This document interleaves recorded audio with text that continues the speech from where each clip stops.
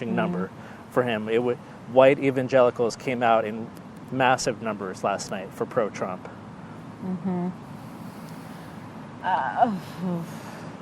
It's going to take months to analyze all this and figure out. It's going to take a long time. How the map got redrawn like this. It's going to take a long time.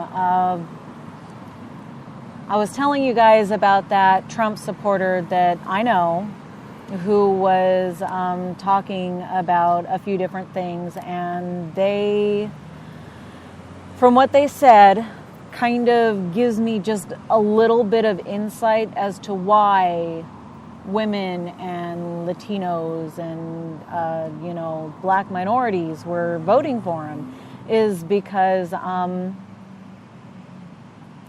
what it sounds like, it's three things.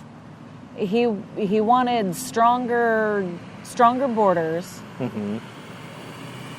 He wants to reform some trading agreement with China. Right. And he wants to charge big oil countries for getting our help. And I think that is a point there that some people focused on, and I think the other things got lost in that. And I also think it got lost because he is not your traditional politician. Yeah. And I don't know if you can hear just the sound of my voice right now. I'm not happy saying it. I think that, and I know that we didn't say this on the broadcast yet because we were talking before we came on air. So Trump was aided in his efforts. It was kind of an unfair, one-sided attack on Hillary Clinton by FBI Director James Comey coming out 11 days before the election in a letter to Congress saying, we've reopened the Clinton investigation. We found all these emails on Anthony Weiner's laptop.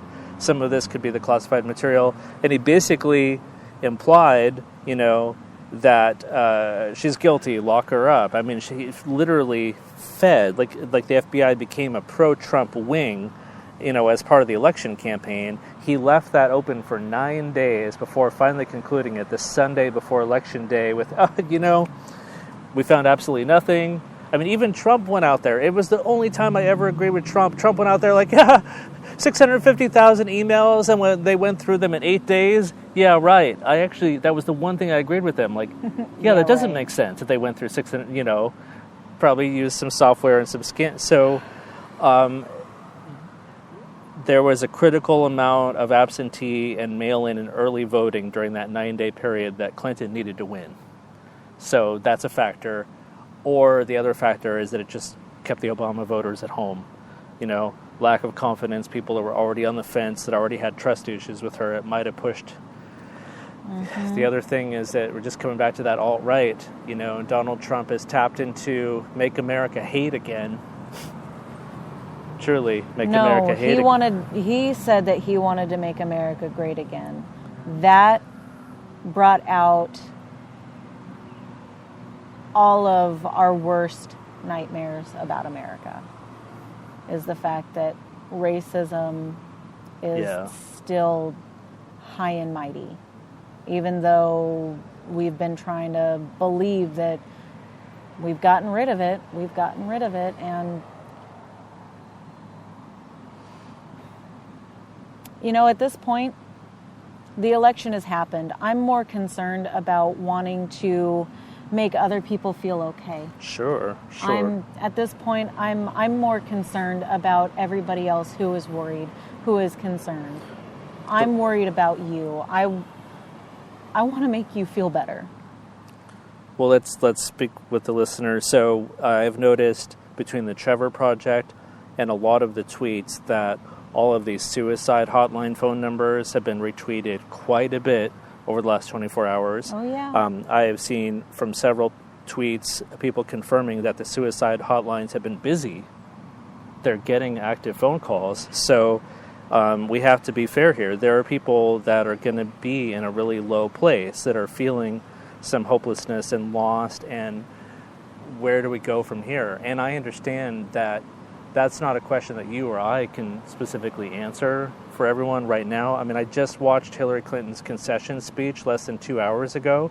She said in her concession speech that this will really take her a while, and she was fighting back tears. There were continuous reports on Twitter of the Clinton campaign staffers crying backstage. Lady Gaga was crying backstage. Cher was crying backstage. I mean, that's hard to hear. That's hard to hear that stuff, because I really like those gals, and they're really solid role models for our community. So she is to be commended for a steadfast and incredible campaign in an attempt to break through that glass ceiling, But for all of our listeners, LGBTQ allies, friends of the community, Democrats and Republicans, there were gays for Trump. Everyone that's listening to this podcast right now, I want you to know that you have our empathy and that this is a difficult day. And it is okay to feel wherever you feel right now, right? It's okay. It's okay to feel angry, scared, sad, depressed, anything under the sun. Your feelings are your feelings, and just because somebody else feels something different doesn't make your feelings any less valid. And like I said, I don't know what else to do. I'm doing my best to try and look through everything I can to try and figure out, what's really going to be okay, what isn't going to be okay. Basically, we need to just stay vigilant, keep our eyes out, and when something scary comes up, we need to stand strong. We need to stand strong together. We're supposed to be a country of checks and balances, but if the, Congress, the Senate, and the House are going to be red state, Republican-controlled, the executive branch, and then what they're going to do. They're going to push a conservative through, do a confirmation hearing into the Supreme Court. So we're going to be in a red state for a while. However, we've been here before. We've been in a red state before for 8 years. We've faced these challenges before. It does not necessarily mean the end of all human rights or LGBT rights. My biggest concerns is not completely rolling back the Obama legacy. I understand that Obamacare specifically is their absolute favorite target, and it may or may not survive a Trump presidency. But certain things like marriage equality having been, pushed through the Supreme Court, I don't think that's going to be the Trump agenda. He even said during the campaign that's a closed door, So there are places that we need to draw a line of where we cannot allow this country to go backwards, for sure. Yeah. You were speaking about Planned Parenthood. I was. Abortion rights, Supreme Court judge. Yeah, I can't say if what I read was true or not. So if someone, can absolutely confirm or, debunk it.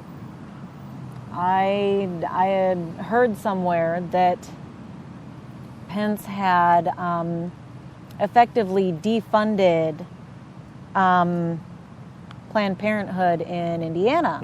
And that there in 2015 there was a huge rise in STDs and HIV. I could certainly look into it. Like I said, I just hear things on the wing of a flyby, and I cannot confirm or deny it. I can only say that this is what has been heard. And usually when you say what has been heard, people band together and help research it to either debunk it or confirm it. And that's how knowledge grows. Yes. Well, if you look at a traditional conservative agenda, women's rights and reproductive rights have been a great part of that conversation. Not that we want it to be part of the conversation, but again, we come back to that whole Bible Belt, that evangelical rise that turned out the vote to go pro-Trump last night. Yeah. And I'm in personal conflict with that because I consider myself religious, but I'm not in line with those values that want to take away anyone's rights in any capacity. Oh, yeah. So I think that where we're going to arrive here is that this nation is deeply divided in some crucial ways, very scary ways. Some scary ways, and we need to hunker down and start uniting now before the confirmation on January 20th so that we don't stumble into a 4 years unprepared. Last night, everyone was unprepared for last night, but we do have until the end of the Obama legacy to get ready for what's next. Yeah. And we have our community can band together. We have our voices. We do. The media, the celebrities. We can use everything at our disposal if our rights come under attack, whether it be at the state level, the federal level. Mm-hmm. And speaking of state level, that was another thing that Trump supporter that I know had said that Trump wants to give powers back to the individual states. That was something else that was said to me after, again, voicing the worries and concerns that we all have. So if we look at the nightmare we've been going through with this anti-trans bathroom bill in North Carolina, so if we give power back to the states and a state like North Carolina wants to say, we don't want transgender in our bathroom, or if they want to take it to further levels than that, I mean, then we're talking about empowering the states, empowering them to hate. We don't want to go that way, Think back to the Hate Crimes Act, the Matthew Shepard Hate Crimes Act that Obama signed into law in 2009 that bore the name of Matthew Shepard, and how these federal protections for hate crimes should be in place. We can't roll back the clock on every accomplishment that's happened, not just during the last 8 years, but during our entire history. Turning back women's rights, LGBT rights. I think that certain things will come under attack, but there's going to be a place where our voices will be louder. Executive power is also a scary thing. Yeah. But we're going to have that conversation a different day. When that point was brought up? Executive power? No, the giving the power back to the states. I don't know when that specifically happened now. I don't know, but when that was said to me, a part of me felt really, really guilty. Really, really sad. Because I live in a blue state. Yes. If powers go back to the state, we're going to be okay. Yeah, we're on the edge. Oregon's We're on the okay. edge of dumb Blankistan there, right on the map. We're right on the blue side are. of. But And it's unfair. I love Oregon. We're both here in Oregon right now. But I feel sad that we're basically like the generals in a war, that we're behind enemy lines. The tanks, the actual battle is happening out there away from us, And that makes me feel a little guilty. That makes me feel a little sad. I've been a lot. I've been to North Carolina. Really guilty. I've been to these places in the South, like North Carolina. It's different. It's different there. You've been abroad, around the country a little bit? Kentucky, okay. And when I was like just a wee little tater tot. Okay. But does it fall in dumb Blankistan land? Oh gosh. Okay. Yeah, it does. So once again, just recapping for our listeners, this is Gay News Radio, a special broadcast on Election Day. You're here with Brandon. And you're here with Colleen. And we're just recapping for our listeners, again, an unprecedented surge that none of the top pollsters in the nation, none of the political pundits from any of the cable news or the media predicted. They had Clinton ahead far enough to the point where I think they had her at an electoral win of over 290. And I believe last night's final numbers came out to be like 289 for Trump and 218 for Clinton. So last night was an unprecedented victory. I think that the advice that I've seen today from both Secretary